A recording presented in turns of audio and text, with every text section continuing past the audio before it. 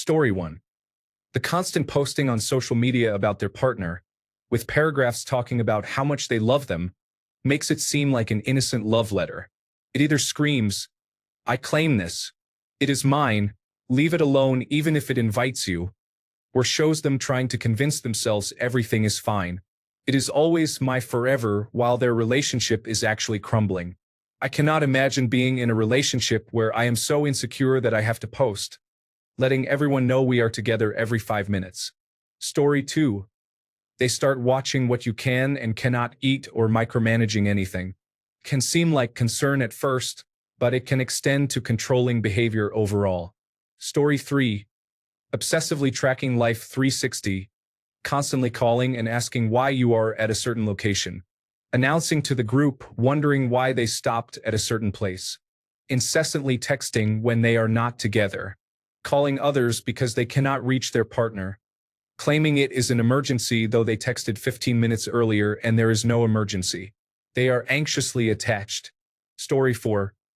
I've always thought it's creepy and demeaning whenever one person orders food or drinks for two people, even though the other person is trying to say, "No thanks, I want something else." It would be nice to be known so well, and if that is what you actually want, but if they are not listening to you about this simple thing, then maybe they are not listening to you about more serious things. Story 5. My ex would dig his fingers into my armpits until they were sore the next day and pinch my breasts to tickle me. He would get genuinely upset when I told him to stop because he was literally just playing with me. Story 6. I had an ex who would use my things all the time. When he noticed it bothered me, he would make a face he thought was cute and say, "What's yours is mine and mine is yours." I started hiding things from him. I didn't want to share my toothbrush, deodorant, or expensive face lotion because many products ruin my skin. He thought it was cute to share, but in my next relationship, I became possessive about my belongings and would get upset if they asked to borrow things. I'm over it now, and my current boyfriend would never do that, but I really hated it. Story 7. A fascination with Joker and Harley. He is not your Mr. J. He is your abuser. You are missing the point of that relationship. Story 8. Posting their happiness all over social media. 90% of the time, at least one person in those types of partnerships is not happy and just feels the need to keep up appearances because they have told everyone how perfect their relationship is for years. When it stops being perfect, they keep on singing the praises of a person they can barely stand. Story 9. The silent treatment is used to avoid an actual argument or discussion about something that caused upset. I ended up walking on eggshells constantly, as the anxiety triggered by the silent treatment was worse. Story 10.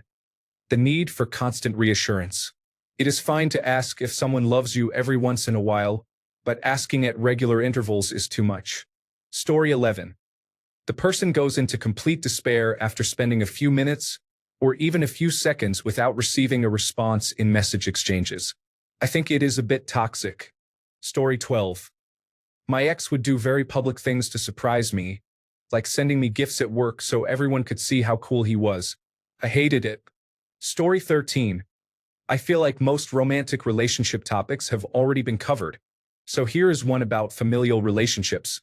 When parents look through your personal belongings because they are looking out for you and want to protect you, no, that is a massive invasion of privacy and makes your child even less likely to ever open up to you. I still have trust issues over this, even though I have nothing to hide. Story 14. A guy I used to date would try to prevent me from engaging in hobbies I enjoy because he was concerned for my safety.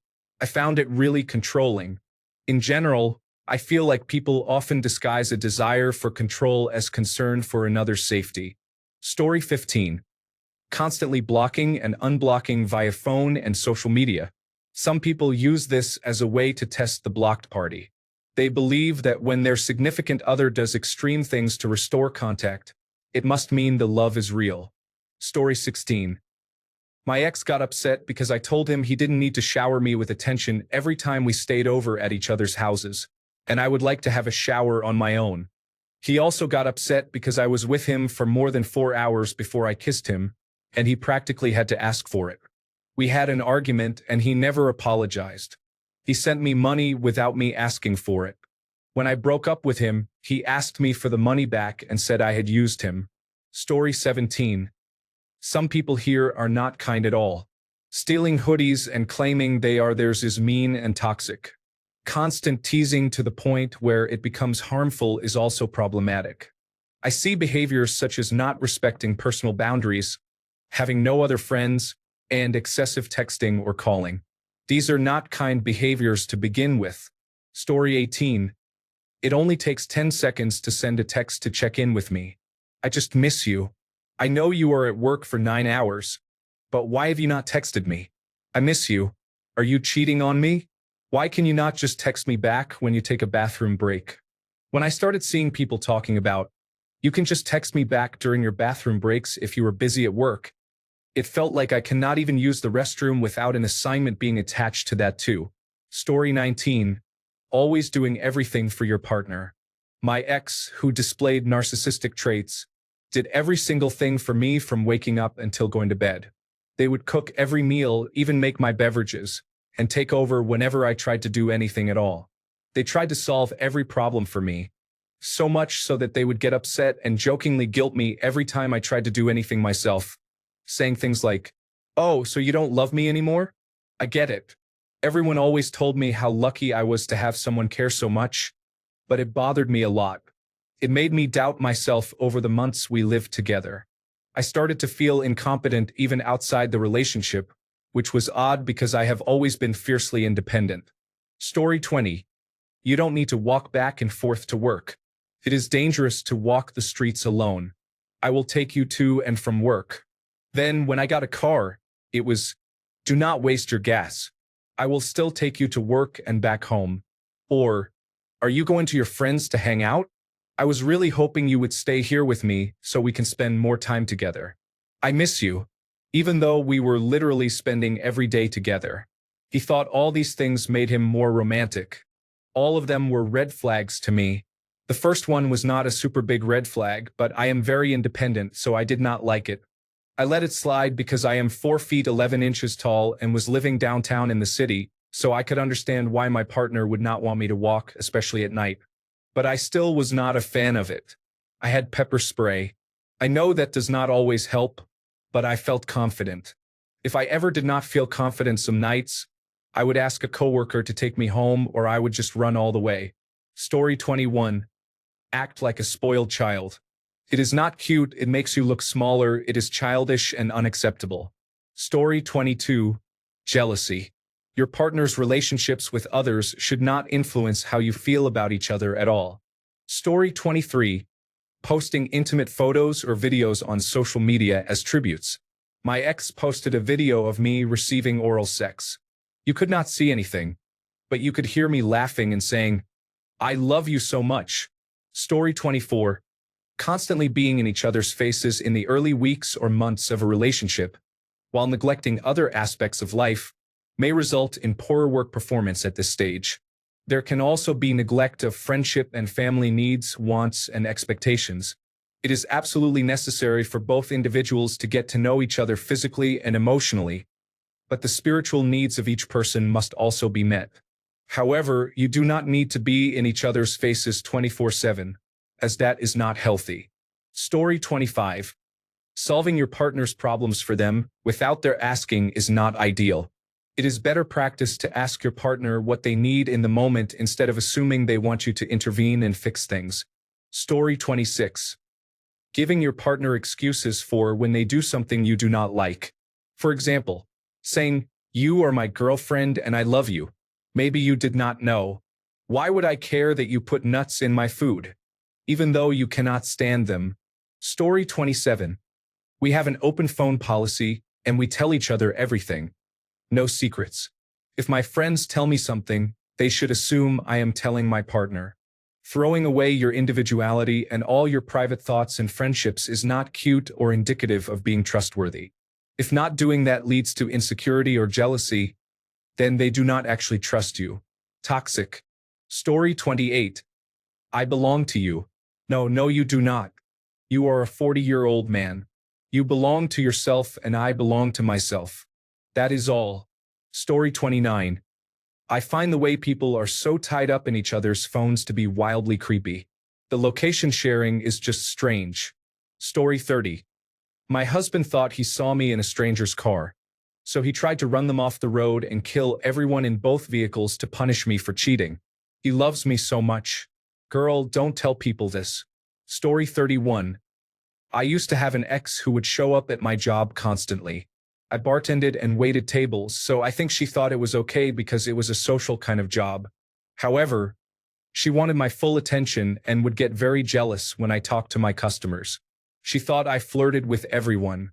She also sometimes got very drunk at the bar, which was embarrassing and unprofessional. Story 32. Sharing your location with someone less than 6 months into dating. The only reason my partner and I shared our locations before living together was when we were on vacation for safety, usually traveling together anyway. After we moved in together, I asked him to share his location, and I share mine as well because I want to have dinner ready when he gets home. Story 33. Constant contact via text, calls, and video.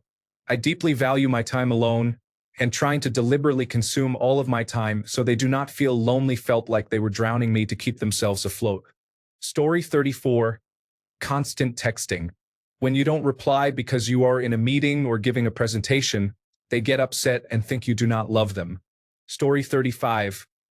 Love bombing, especially right after meeting someone. The only good thing about this behavior is that it tells me to run for the hills as soon as it happens. So I guess they are saving me time. Story 36. Constantly checking each other's phones or messages to show care can actually be controlling and toxic. Story 37. I might get downvoted, but those location tracker applications weird me out. My partner has his Garmin set to message me if he is in a road cycling accident, but otherwise I really do not need to know his location at all times and vice versa. Story 38. FaceTime each other multiple times when out with other people. If you cannot be apart for a few hours, then stay home. Story 39. When they pretend to do something for you and insist, but in reality they want it for themselves, it is presented as being for you. If they were honest, they would admit they want it for themselves or to show off to others that they got you something. Often, they use this against you later, claiming they did this thing for you. Story 40. I find the comments quite telling. Men are referred to with the generic pronoun they, while women are referred to with specific pronouns his, him, and he. Story 41. Buying expensive and important things without asking first can cause problems. Some purchases need to be discussed to ensure you are getting the right item that your partner wants. For example, I was saving up for a bicycle and had a few different models in mind. One day, my girlfriend surprised me with a bicycle that was almost entirely the opposite of what I wanted. She was upset when I did not react with joy. It frustrates me when I see posts where one person surprises their partner with a puppy or kitten. Pets require constant care and attention, are a huge responsibility, and should absolutely be discussed beforehand. Story 42. I love you. I love you more. It completely disregards a person's love and makes them feel like their love is not enough because the other partner loves them more. Love is not a competition to see who can love the other one more. Story 43. There is a cute girl I am friends with. I have heard stories about her. Like once she bought her boyfriend an iPhone for his birthday. That relationship was not very solid and ended about 6 months later. Sometimes I wonder if she is still paying that $30 a month. Anyway, imagine what kind of present she is expecting on her birthday. Story 44. Tracking each other on cell phones is frustrating. Spend time together, but also have your own friends and interests. You do not need to be constantly connected. Story 45. You and me against the world. Bro, we just want you to stop touching each other and making weird noises at a family restaurant. Story 46. Share social media accounts. It is not cute or sweet. It indicates that one or both of you have trust issues. Story 47. Having location constantly shared, knowing what the other person is doing at all times, and knowing who they are talking to or who they are with is very creepy and controlling. It indicates control issues and insecurity. Story 48. Probably the fact that I track my boyfriend's location for when he goes home and then call to ask if I can come over. So far, it seems to be working okay. Story 49. I instantly thought about that love you and love you more. It is not a contest or fight. Why would you do this or think it is cute? It is just contentious. Story 50. Holding on to outdated values or imposing unreasonable expectations on each other in the name of tradition or because it seems endearing. Story 51. Maybe it's just me, but sometimes when people don't get the answer they're looking for, they say things like, I want you to make me stay, or I want you to want me here, even though my tone says, you're welcome to stay and be here. Story 52. Physical play fight. My brother and sister-in-law giggle and smack each other progressively harder. When someone tells them to stop, they immediately defend it, saying, we're just joking around. It doesn't seem like they really like each other. Story 53. After reading this, I am really proud of my partner and me. We had both been single and in therapy for several years when we met. We were radically honest with each other up front. We have spent time apart for necessary reasons such as visa issues and doing our own things. We have some common hobbies and rituals, but mostly just love each other and enjoy the freedom we have. No games, no nonsense. Just two adults adulting alongside each other. I hope everyone who wants this gets it. Story 54. Wanting to sleep together every night. Sometimes I want the bed to myself. I want to be in my space. Go to your own room. Story 55. Turning their partner into their entire personality is so sweet at the outset. They are my world. I want to do everything with them, but their friends, interests, and sense of identity are gradually eliminated in the process, and their partner must do the same. Then, once it is no longer love, it becomes cute codependency. Story 56. Exclusive roles like cooking, cleaning, laundry, housework, lawn care, and similar tasks. Some people are better at certain tasks, and schedules may determine roles. However, when something does not happen because someone is unavailable or sick, it causes problems. Shared effort and collaboration can fulfill social needs and benefit the brain through neuroplasticity by doing activities outside of our expertise. Additionally, what happens if someone breaks up or a partner dies? Story 57. Not respecting their partner's right to privacy is not care or concern. It is distrust and a need for control. Story 58. Proposing big public grand gestures puts a huge amount of pressure on the respondent, especially if they have not already discussed it. Story 59. Love bombing, especially when it involves a lot of lavish gifts at once. A gift every once in a while? That is fine. Constantly giving you lavish gifts and praise? That is love bombing. Story 60. Being controlling. Sometimes people try to frame it as they care so much and want what is best for me. But people deserve to have autonomy and not have their beliefs and opinions constantly challenged and minimized. Story 61. Why won't you go anywhere with me? Because I do not want to hear you complaining about the before and after effects of something you planned for over an hour. Story 62. Always turning serious conversation into a joke. Laugh now and later realize the situation was never fully dealt with because it turned into some foolish behavior. Story 63. I know this has been said, but seriously, being overly attached is unhealthy. I had to end my friendship with my ex-best friend because of this. Story 64. I observed a relationship years ago that has likely only worsened. We were glued to each other. We've always felt married. We introduced each other as husband and wife before we were married. He always wanted to be near me. We were never apart. Weaponized enmeshment as loyalty and pressured role assignment. But he's matured now, rewriting who a person is to fit your narrative. We struggled, but that's what made it so deep. Forced trauma bond. I'm an odd creature. I do not act or think like most women. I'm more like a guy in some ways. Cool girl manipulation, preemptive framing. He's not a talker about emotions, but he shows it. Emotional avoidance. Minimizing actions that keep him passive and manageable. There was no growth sought. Their relationship was performed. Story 65. When people do not order food and eat from your plate, it is unfair. If you want French fries, order them. Do not eat half of mine. Story 66. This thread needs to be shut down. The irony is that this thread is a toxic overgeneralization that has created an echo chamber of misery. No two relationships are alike. Do not treat any relationship you personally have as another you have seen or read about. Anyone who tries to do so should see a couples therapist with their partner, or see a personal therapist if they do not have a partner. Story 67. Doing everyday favors in return for sexual favors. Maybe it is just me, but seeing my wife's breast after 20 years of marriage is not a good enough excuse to sit on the couch while I get her ice cream. Story 68. Look for a common hobby that neither of you really wants to do, or that only one of you wants to do so that you can spend time together. Story 69. Doing things you think will help others without their consent. For example, you might have good intentions, but a surprise gym membership is usually not welcome. Story 70. When they try to tell you what to wear or not to wear with a passive-aggressive attitude like, it looks good, but maybe it is better if it is not that short, or, you will really go out like this. It is up to you, though. Story 71. Copying everything I do. It was sweet at first, but as time went on, my ex would just so happen to be interested in my style down to what shoes I wore.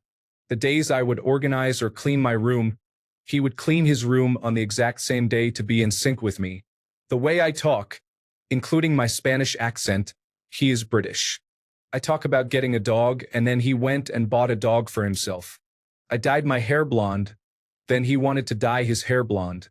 I cut my hair, then he wanted to cut his hair. The worst of all, I was on the waiting list to be tested for bipolar disorder for around 3 years. I finally got tested last month and was diagnosed with bipolar type 2. I told him that, and suddenly he says, "Oh yeah, I've got bipolar 2. Without any diagnosis, doctor appointments, or waiting lists. He does not have bipolar, as I know him and his mannerisms. It got to a point where it became insensitive and incredibly toxic. Hence why he is my ex now." Story 72. I am a narcissist, so take anything I say with a grain of salt. When someone's partner does something that annoys them, instead of calmly discussing it so the partner knows not to do it again, they seethe in silence, become cold and distant, and eventually blow up at their partner for not knowing they were being annoying. Alternatively, they expect the other person to read their mind. Story 73. Constantly checking in with, "Where are you?" Texts may seem caring, but it can feel controlling and erode trust. Giving a little space goes a long way. Story 74. Their boyfriend got mad, said hurtful things and threw stuff, but they had a talk. He understands he will not get that mad again and is sorry for what he did. Story 75. I like the quote, "I'm sorry I was crazy while you were treating me poorly. I would never stalk or do anything remotely like that. That is very cringe." Story 76. Sharing your location and your phone password is unnecessary. There is no reason why you need to access your partner's phone or see their location at all times. If they tell you where they are going, you do not need to track them. It is obsessive and invasive. If you cannot trust them, do not be with them. Story 77. Partners resisting when you need to go somewhere without them. Bonus points if they want texts, calls, or location information. Many people misconstrue that as, "They're just missing me," or "They want to make sure I'm safe." If your partner needs to have your whereabouts or can't let you go without explicit details or resistance, it is not sweet. It is controlling. Do you want to have a painful 15 to 20-minute discussion where they get upset or overwhelm you with questions? Or would you prefer they trust you? This is different for couples with a history of cheating or lying. But if this is the result of that, they should not continue dating. Story 78. Order for you without asking. Buy you clothes without asking that are for their pleasure, not yours. Give you presents or experiences without asking that are more for their pleasure, not yours. Take over a drawer, counter space, closet, or similar without asking. Ignore your specific request and do or buy something else instead without asking because that was not what you really needed. Drop by unannounced far more than mutually agreed upon, especially early in a relationship without asking. Invade my space without asking and try to think for me. Being nice is great, but do not assume I do not have a brain or boundaries. Story 79. When my ex and I went on our first trip, he followed me everywhere. He was like a child glued to my side. I had no personal privacy for those 2 weeks.